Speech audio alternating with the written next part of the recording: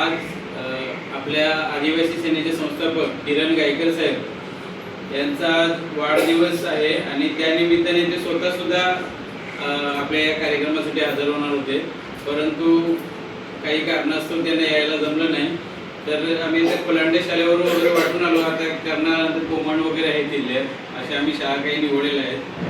तर त्यांचा एकच उद्देश आहे की पाड्यावरचे जे शाळा आहेत तिथे खूप कमी साहित्य वगैरे पोचलं जाते. तर अशा शाळा घ्या की तिथे त्या मुलांना त्याचा फायदा होईल, म्हणून आम्ही आमचे हे काही आदिवासी सेना परिवारातले जे काही पदाधिकारी आहेत त्यांनी ठरवलं की ह्या वस्तीवरची शाळा घेऊन आणि आपण तिथे शैक्षणिक साहित्यांचं वाटप करू. तर विलास सर तर आमच्या कोलांडे शाळेवर पण सुद्धा शिक्षक होते आणि खूप छान कार्य आहे त्यांचं आणि तुमचं सुद्धा भाग्य आहे की तुम्हाला हे शिक्षक मिळाले. तर आपल्या सर्वांच्या वतीने सरांनी आमचे सर्वांचे आभार मानले आणि आम्हाला एक तुमच्या वतीने इथे सेवा करण्याची संधी मिळाली त्याबद्दल तुमचे सुद्धा आभार. आणि यापुढे काही जर आमच्या आदिवासी सेनेला एक काही जर असेल तर ते सर आम्हाला नक्की कळवा, आम्ही आमच्या परीने देण्याचा प्रयत्न करू. धन्यवाद. चॉकलेट वगैरे जर येणार आहे तर मी त्यांची फक्त ओळख करून देतो. स्वागत करतोय मी इथून किरण पासून सुरुवात करूया. तर किरण माळी सगळी कोलांडीचे आहेत. कोलांडी गाव माहिती आहे ना तुम्हाला? सगळ्यांना माहिती आहे? तुमचे नातेवाईक आहेत तिकडे?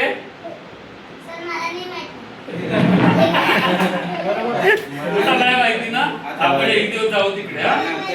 हा हे बाय काकांबरोबर जायचं. तर किरण माळी तुमचं स्वागत. त्याच्यानंतर राजेश गांगडा यांचं स्वागत. अनिल ठाकरे यांचं स्वागत करतो मी आमच्या शाळेच्या वतीने.